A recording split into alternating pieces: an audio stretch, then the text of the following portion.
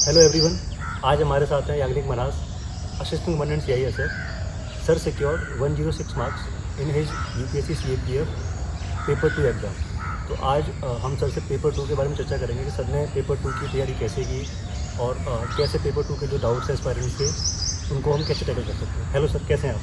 Hello पुष्पित, अच्छा मैं आप तो मैं भी अच्छा हूँ। सर सबसे पहले तो आप ये बताइए, पेपर 2 के ब्रीफ के बारे में बताइए। पेपर 2 में आपका स्कोर इतना अच्छा कैसे आया?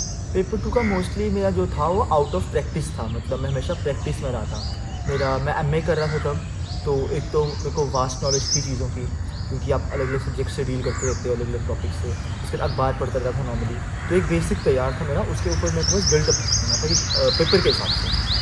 तो सर पेपर 2 में अगर हम बात करें कि पेपर 2 में टॉपिक्स वाइज अगर हम बात करें तो सबसे पहले तो ऐसे आते हैं। तो 6 ऐसे में से हमें 4 ऐसे चूज़ करने हैं। तो सबसे पहले तो चॉइस की बात आती है, तो मैं चॉइस कैसे करूँ ऐसे की?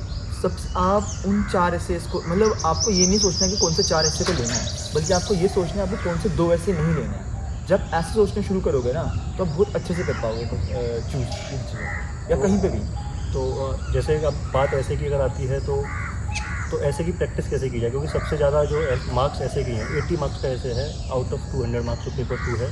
तो ऐसे की प्रैक्टिस कैसे की जाए, कहाँ से कंटेंट इकट्ठा किया जाए, कैसे किया जाए? देखो, जो एसेज होते हैं हमें पता है CAPF के मोस्टली जो एसेज हैं वो करंट टॉपिक्स पे होते हैं। तो कुछ नहीं करना है आपको, बस न्यूज़पेपर की हैबिट रखनी है नॉर्मल रेगुलर। अगर हो सकता है, जैसे हम वैसे भी यूट्यूब तो देखते ही हैं, तो यूट्यूब में कभी अच्छी चीज़ें देख लो। अच्छे चैनल्स हैं हमारे पास, प्रिंट है, उसके बाद राज्यसभा TV है, ललन टॉप है। तो ये ऐसे ओपिनियंस देते हैं, ऐसे आपके ओपिनियंस डेवलप होंगे।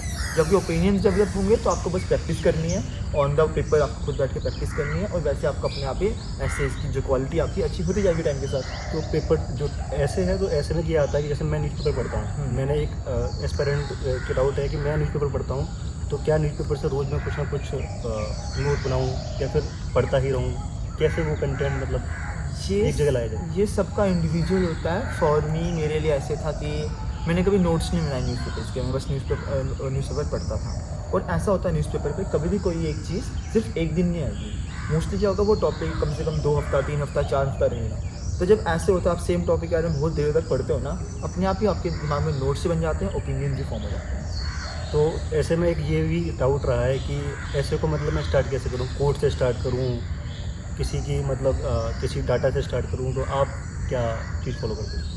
मैं तो या तो कोड ले रहा था, या तो दूसरे कोड्स, क्योंकि आपके पास कुछ ना कुछ होते ही हैं। या तो कोई फिलॉसफी हो गई जो आपको पता है, कोई, या फिर तीसरी चीज़ जो मुझे बहुत अच्छी लगती है वो है स्टोरी।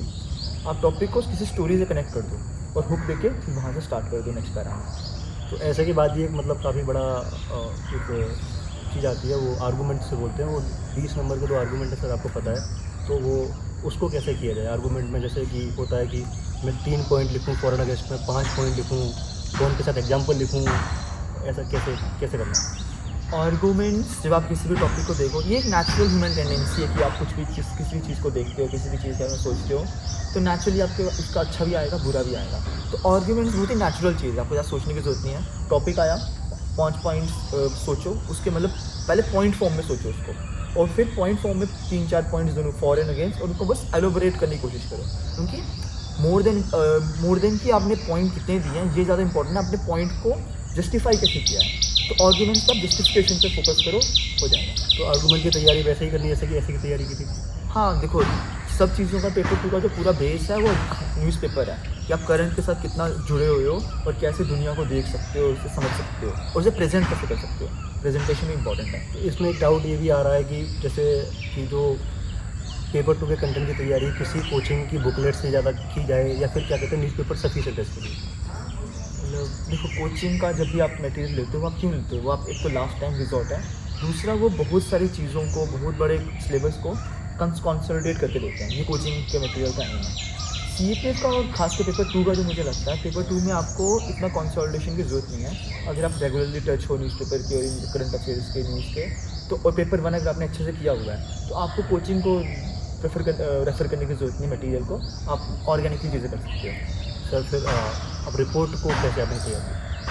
रिपोर्ट का तो ये था, मैंने जो हमें फॉर्मेट था, मैंने हर चीज़ का क्या किया है, सिर्फ रिपोर्ट का नहीं, हर चीज़ का मैंने फॉर्मेट ज़रूर गूगल किया है कि फॉर्मेट कैसे लिखा जाता है। एक बार आपको फॉर्मेट का चल गया कैसे, मतलब एग्ज़ाम में कैसे लिखनी है, बस ऐसे की तरह आपने उसको लिखना है। बस कुछ चीज़ों को याद रखना है। जैसे रिपोर्ट में आपको फ्लैशी आपको लाइंस डालनी ज़रूरी होती हैं, उसके फैक्ट्स देने बहुत ज़रूरी है, when, why, what, where, how, ये सब चीज़ें डालनी रिपोर्ट में बहुत ज़रूरी होती हैं। तो ये चीज़ें अगर आप 2-3 चीज़ें रिपोर्ट में, ये 2-3 चीज़ें हैं, फॉर्मेट और ये जो 5W1H है, तो आप आराम से रिपोर्ट भी कर दोगे।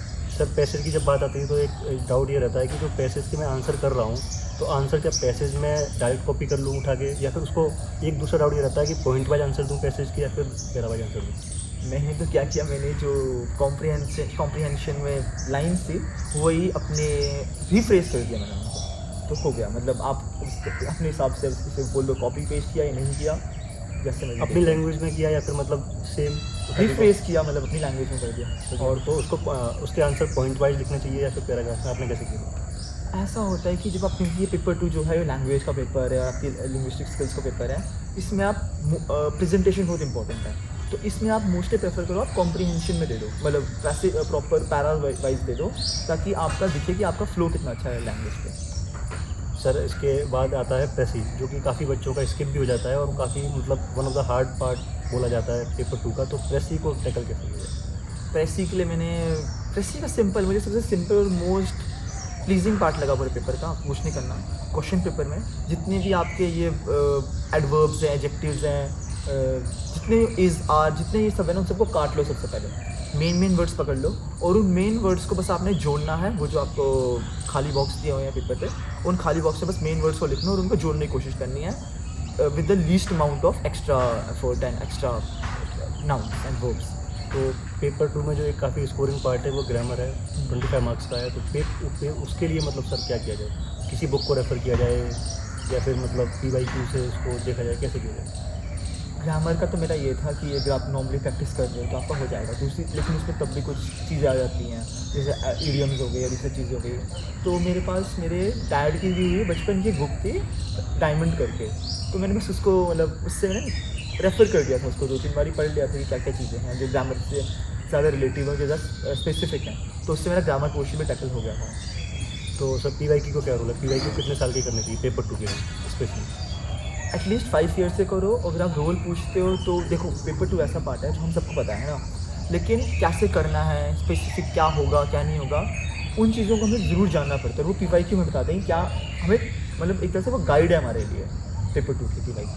तो सर अब बात आती है मॉक टेस्ट की या फिर पेपर 2 की प्रैक्टिस की, क्योंकि हम जाके वहाँ पर पेपर हमको 3 घंटे में करना है, काफ़ी बच्चों का पेपर स्किप हो जाता है। तो आपने कोई मॉक टेस्ट लगाया था या फिर आप खुद से ही राइटिंग प्रैक्टिस किया करते थे? मैंने मॉक टेस्ट तो नहीं लगाया, लेकिन मैंने ये इंश्योर किया था कि जो भी क्वेश्चन है, पैसेज हो गया, एक प्रीसी को छोड़ के, उनकी प्रीसी मुझे लगा कि नहीं वो मैं अफोर्डेबल नहीं है, जब बैठ के करना, घर बैठ के करना, अफोर्डेबल इन द सेंस कि वो बहुत ही थोड़ा सा टाइम टेकिंग लग रहा था मुझे, और मुझे लग रहा था मैं कर दूँगा आराम से।